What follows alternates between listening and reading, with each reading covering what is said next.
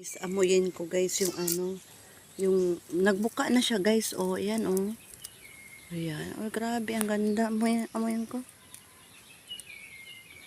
Parang amoy siya. Amoy parang plastic siya guys. Napakaganda oh. Dalawa pa. May isa pa dito oh. Ayan.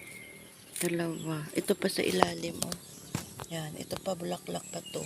Sabi nga daw guys, mamulaklak daw yan. Dire-diretso pag may bulaklak na. Ang kukunin ko na lang daw dito yung mga luos ba. Yan o.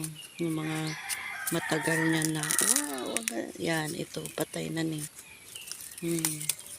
Sige-sige na daw yan siya bulaklak. Ayan. Napakaganda guys. Oh.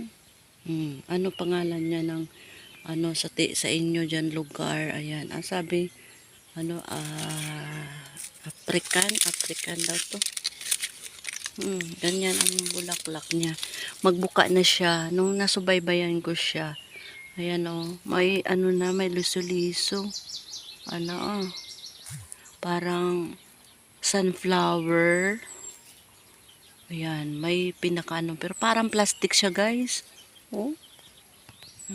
Parang plastic talaga. Matagal siguro to, taon din to matanggal. Ayan o. Nagbuka na siya talaga guys. Ayan o. Bukang-buka na. Ayan tingnan mo naman ang kanyang sanga. Napakataas. Mahigit na siya ilang taon. Taas. Taas ng kanya. Taas na siya sa papaya. Okay, ganda. Diba?